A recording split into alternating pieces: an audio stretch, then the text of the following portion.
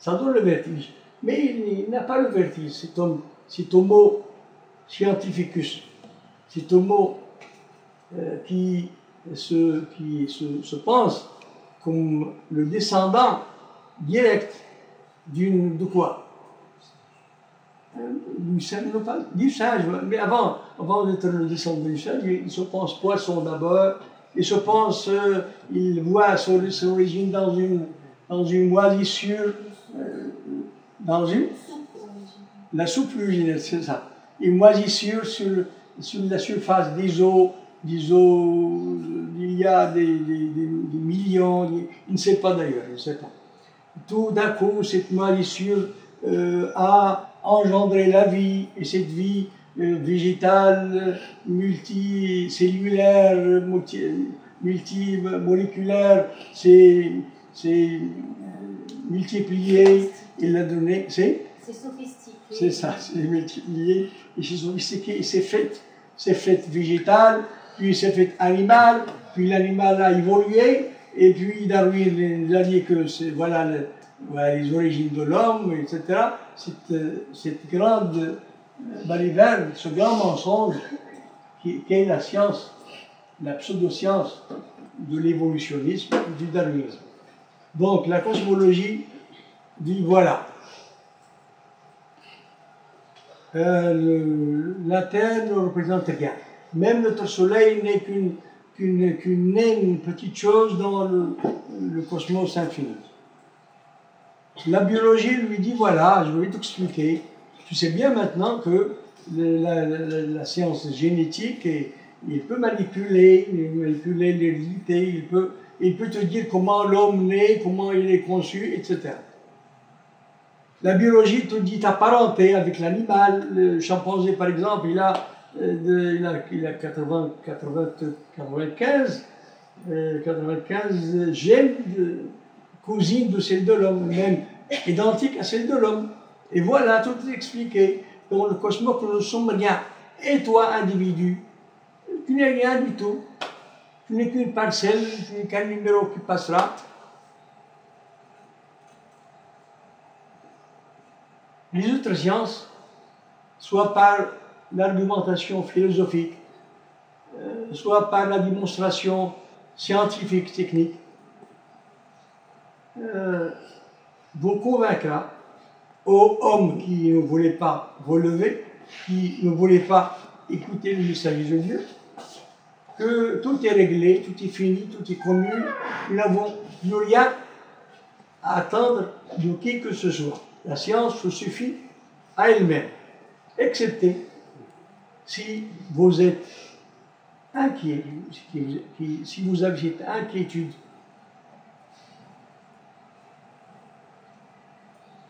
denrées rares, actuellement, si vous avez cette inquiétude de chercher la vérité, ou bien si vous avez la sagacité, l'intelligence d'être désabusé par les sciences modernes, telles que Edgar Morin, par exemple, qui n'a cessé depuis 40 ans d'écrire des livres pour dire à l'Occident que l'Occident n'a plus de certitude, que les sciences parcellaires et divisées que l'Occident a développées ne peuvent pas rendre compte des vérités essentielles, celles de l'existence de l'homme sur Terre, celles de la destination de l'homme, celles de la destinée de l'homme. Il ne peut rien. Et je crois qu'il a écrit un livre qui s'intitule La fin des incertitudes, c'est ça, là, la fin des certitudes. La fin des certitudes. À moins que vous ne soyez inquiet de savoir connaître la vérité, vous êtes englué dans cette, comment dirais-je, l'ankabut, dans cette toile satanique, cette toile d'araignée satanique, qui est la pensée sans Dieu. Vous ne pouvez pas vous en extraire. Connaissant tout cela, connaissant que l'homme singe, l'homme erectus qui s'est levé comme ça, l'homme bipède, l'homo habilis qui sait travailler de ses mains, l'homo sapiens, l'homme de Néandertal. Et puis, tout cela ne mène qu'à la démence. La démence, qu'est-ce que c'est? C'est de dire que nous sommes là pour rien. Cet univers miraculeux, extraordinairement organisé, agencé. Et là, il s'est fait tout seul. Salam. C'est le bestialisme. Quand on vous dit, quand on vous raconte des sornettes telles que l'homo ceci, l'homo erectus et puis l'homo habilis, etc., il a engendré le mot sapiens et nous sommes là pour rien, ce sont des sornettes, ce sont des grands mensonges. Pour contrer tout cela, il faut parler le langage coranique. C'est le bestialisme. Inna shar ad-dawabi 'inda Allahi alladhina kafaru fahum la yu'minun. Les pires des bêtes, ce sont alladhina kafaru, ce sont les gens sans Dieu, les négateurs. Fahum la yu'minun. N'ont pas foi en Dieu. L'origine de l'homme, c'est une question réglée pour l'homme occidental et pour l'occidentalisé,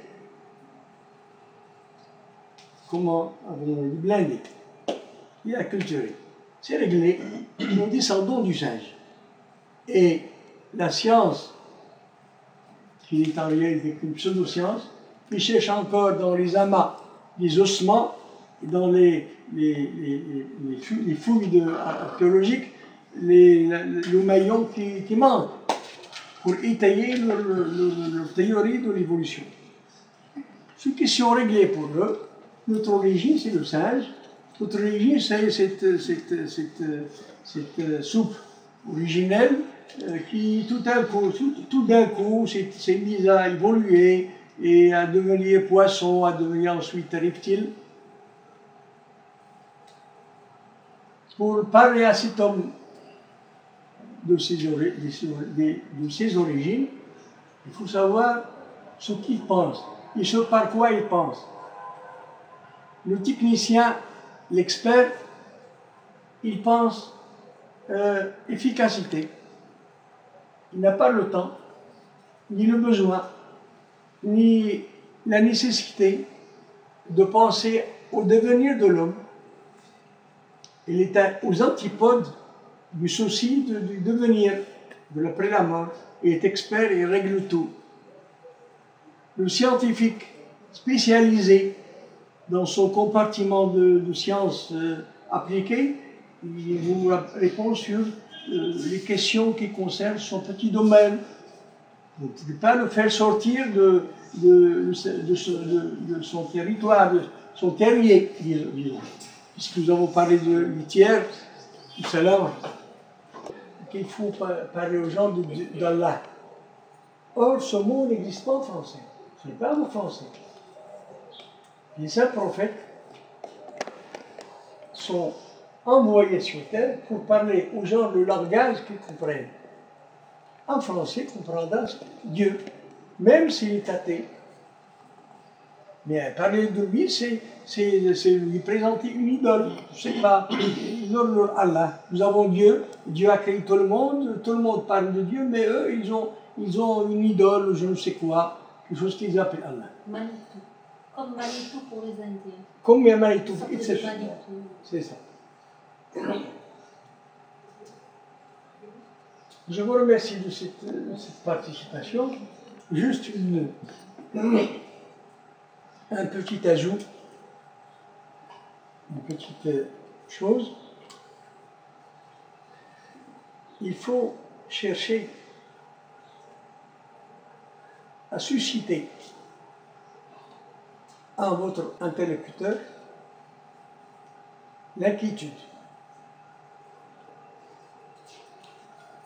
en vous appuyant sur cette inquiétude naturelle devant la mort. Il faut cultiver ce souci en nos interlocuteurs. Parce que s'il n'a pas cette inquiétude, il ne répondra pas à votre sollicitation. Il faut éveiller en lui la faculté de s'étonner. L'homme moderne et l'homme dans les sociétés postmodernes,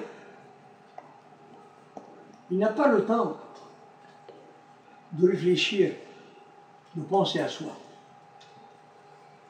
Il est tiraillé par les soucis quotidiens, par la misère, c'est immigrant, pauvre et victime de la xénophobie. Il est victime de se avoir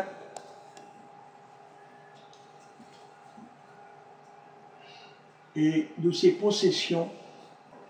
Il est victime, il est accaparé par ses plaisirs, ses loisirs. Il n'a pas le temps de penser à soi. Souvent, on se demande, mes frères et sœurs, d'emprunter un peu la façon de faire du tablighi. Cette façon de faire est une sagesse irremplaçable. Cette sagesse consiste à inviter les gens à se séparer de leurs habitudes, de leur habitat, disons, de leur habitat social ou professionnel, et de venir nous accompagner pendant 3 jours pour commencer. Le temps de récapituler sa vie, le temps de réfléchir à soi-même, parce que quelle que soit l'origine de l'information que nous recevons, cette origine ne peut pas remplacer la voix intérieure de l'homme. Il ne peut pas le remplacer. Toutes ces sciences, tout ce développement prodigieux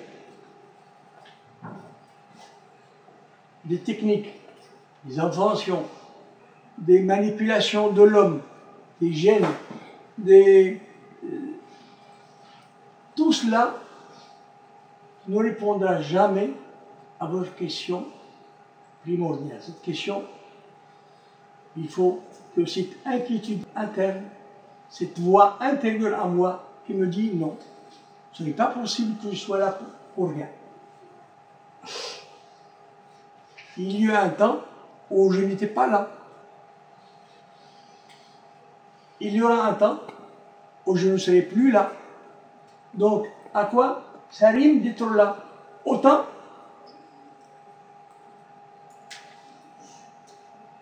mourir tout de suite. Se suicider. Autant se suicider tout de suite. Cette anxiété, cette angoisse existentielle est votre ami, pas votre ennemi. Même si le bonhomme est philosophe, même si vous pensez qu'il est très éloigné de vous écouter, s'il a cette angoisse de l'existence, le terrain est déjà préparé. Donnez-lui le choc alors. Informez-le.